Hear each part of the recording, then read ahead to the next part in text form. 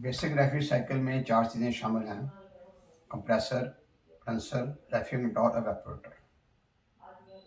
Compressor के बारे में हमने पढ़ लिया था कि उसका काम एक ही है कि रेफ्रिजरेंट के दबाव को बढ़ाना ताकि रेफ्रिजरेंट गर्म हो जाए और कंडेंसर में जाए। कंडेंसर का काम है हीट खारिज करना, रेफ्रिजरेंट को वेपर से लिक्विड में लेकर आना। आगे रेफ्रिजरेंट कंट्रोल है। रेफ्रिजरेंट कंट्रोल का काम है रेफ्रिजरेंट के दबाव को कम करना ताकि रेफ्रिजरेंट ताकि ठंडी हो जाए, एवापोरेटर में जाए। अब चौथा हिस्सा जो एवापोरेटर है। अब एवापोरेटर की अगले अकसाम हैं। नंबर 1 प्लेट टाइप एवापोरेटर जो है उसकी मैंने एक शक्ल बनाई है। ये प्लेट टाइप एवापोरेटर जो है ये बुनियादी तौर पर दो प्लेटें जो हैं, दो प्लेटें एल्युमिनियम की,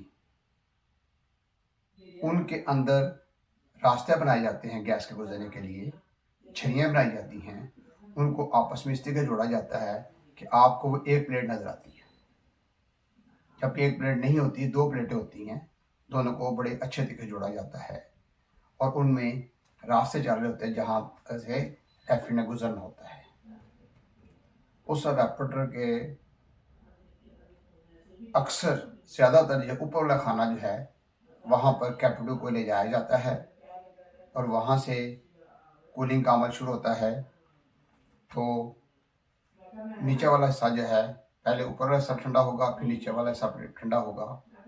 अगर एक ही दरवाजे वाली फ्रिज है, पुराने एक दरवाजे वाली फ्रिजें ज़्यादा चलती थी, तो एवापोरेटर जो है उसके एक सिरे से कैप्टिव दाखिल की जाती है, वहीं से फ्रॉस्ट शुरू होती है और एंड तक जाकर सक्शन लाइन जो है वहाँ तक यानी वो ठंडक रहती है।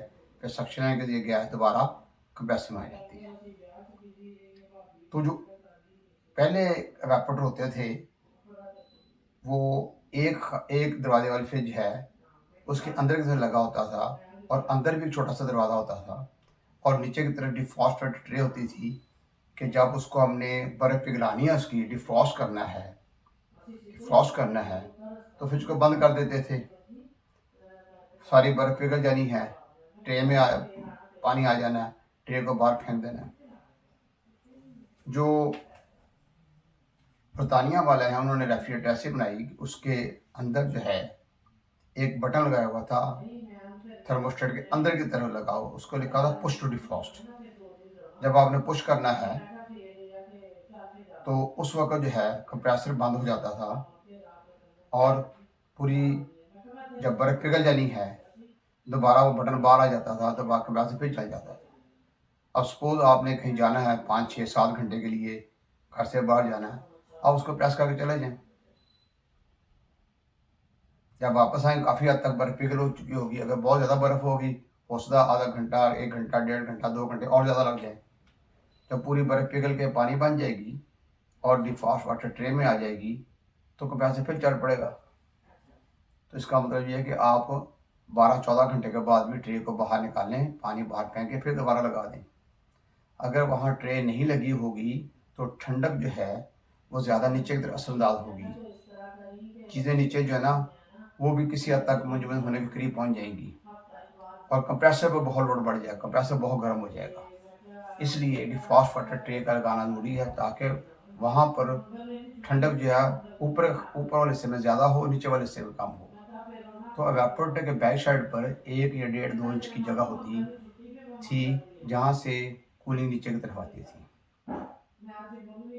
तो इस तरीके से ऊपर वाला जो खाना था, छोटा सा खाने होते थे, उनमें डिफ्रॉस्ट वाटर ट्रे रखनी है बर्फ़ बनाने के लिए, या कोई कटोरा वगैरह रखना है, या कोई गोश्त वगैरह रखना है, आइसक्रीम रखनी है, मक्खन रखना है, इसके चीज़ें ऊपर रखी जाती थी। नीचे वाले खाने में मेडिसिन है, फल है, सब्जियाँ हैं, दूध दही है, सालन है, ये नीचे वाले खाने में रखे जाते थे।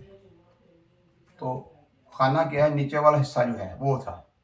अब काफ़ी अर्से से डबल डोर रेफ्रिजरेटर जो है वो काफ़ी मकबूल हुई हैं, सिंगल डोर तकरीबन ख़त्म हो गई हैं। तो डबल डोर में ऊपर वाला खाना जो है वो फ्रीज़र है, नीचे वाला खाना जो है वो एवापोरेटर के तौर पर, नीचे वाला खाना जो है वो सिर्फ कूलिंग के तौर पर काम करता है। वहाँ पे भी एक एवापोरेटर लगाया हुआ है, ऊपर वाले खाने में एवापोरेटर लगाया हुआ है। ऊपर वाला खाने के एवापोरेटर की लंबाई ज़्यादा है, नीचे वाले खाने के एवापोरेटर की लंबाई बहुत कम है। तो ऊपर वाला खाना जो है अक्सर और ऊपर वाले खाने में खोला जाता है, और इस तरीके से कूलिंग ऊपर वाले खाने में से फ्रॉस्ट शुरू होती है, पूरा पूरा फ्रॉस्ट आ जाती है, फिर नीचे वाली ट्रे प्लेट पे वो फ्रॉस्ट आती है, फिर वहाँ से सक्शन लाइन बन के वापस नीचे चली जाती है। तो इस तरीके से वो सिलसिला चलता है। तो जो प्लेट टाइप एवापोरेटर है, यानी जो अल्लाह आपका भला करे, ये जो एल्युमिनियम का है, ये बड़ी नरम धात होती है, इसलिए इसके साथ एक एहतियात बहुत ज़रूरी है। एहतियात ये है कि हम फ्रिज लेकर आते हैं तो उसको ऊपर पानी के लिए कटोरियाँ रख दी, सिल्वर की कटोरियाँ रख दी, कुछ स्टील की कटोरियाँ रख दी, उसमें पानी भर कर रख दिया। जब वो मुंजमद होता है, मुंजमद हो जाता है, तो वो कटोरा निकालना मुश्किल हो जाता है, वो बर्तन निकालना मुश्किल हो जाता है। जब मुश्किल होता है तो हम समझते हैं कि कुछ चीज़ ऐसी मारे नीचे की तरफ, बर्फ़ टूट जाए, वो उसको बाहर निकाल लें। उसके लिए कुछ लोग नादान जो हैं या नहीं समझते, वो कोई नोकदार चीज़ सुआ वगैरह जो है या छुरी नोकदार जो है उसको इस्तेमाल कर लिया, उससे मारा तो वो उसको निकाल लिया। अब उसमें ये है कि जो डिज़ाइन है, अगर डिज़ाइन के ऊपर छुरी नहीं लगती या सुआ वगैरह नहीं लगता, हम समझते हैं कि हमने जो काम किया ठीक किया, गैस का तो लीक हुई नहीं, क्योंकि ये डिज़ाइन जो है इसके अगर इस जगह पर लगता है, इधर लगता है, इधर लगता है, तो कुछ मसला नहीं है। अगर ये जो जहाँ मैंने ज़ाहिर किया हुआ है कि ये रास्ता है गैस गुजरने का, यहाँ पर अगर लग जाएगी सुई छुरी वगैरह या सुआ वगैरह, तो उसके सुराख होने का इम्कान है। अगर सुआ ज़्यादा तेज़ लगा तो सुराख हो जाएगा, जैसे सुराख होगा तो रेफ्रिजरेंट बाहर आने शुरू हो जाएगी। तो रेफ्रिजरेंट लीक होकर दोबारा रीफिल करना कोई ऐसा मसला नहीं है, लेकिन मसला तब बन जाता है जब किसी बंदे को ये भी नहीं पता कि मैंने इसको बंद कर देना है गैस लीक होने के बाद। एक तो सुआ लगाने के बाद, छुरी लगाने के बाद उसकी गैस लीक कर दी है, दूसरे नंबर उसको बंद नहीं किया। अगर बंद नहीं करते तो ज़ाहिर बात है गैस जो लीक हो रही है वो एक वक्त ऐसा होगा कि गैस मुकम्मल लीक हो जाएगी। जब मुकम्मल गैस लीक हो जाएगी तो कंप्रेसर चलता रहेगा, और जो ऊपर फ्रॉस्ट है वो पिघलना शुरू हो जाएगी। जब फ्रॉस्ट पिघलेगी तो वो पानी की शक्ल इख्तियार कर जाएगी। वो पानी जो है उस सुराख के ज़रिए, क्योंकि उधर से सक्शन साइड है, उधर से खींच कर उसने सक्शन लाइन के ज़रिए कंप्रेसर के अंदर पानी आ जाएगा। तो कंप्रेसर के अंदर पानी आना जो है इंतहाई नुकसानदेह है। एक तो पंप के लिए नुकसानदेह है, जहाँ लुब्रिकेशन होनी थी कंप्रेसर ऑयल के साथ, उसके साथ पानी शामिल हो गया, लुब्रिकेशन मुतासर होगी, पंप खराब होगा। दूसरे नंबर पर उसमें जो मोटर लगी हुई है कंप्रेसर के अंदर, उसमें दो वाइंडिंग होती हैं, स्टार्टिंग वाइंडिंग है, रनिंग वाइंडिंग है। तीन तारें निकलती हैं, एक स्टार्टिंग की है, एक रनिंग की है, एक कॉमन की है, और नीचे पिने हैं, उन पिनों के साथ लगे हुए।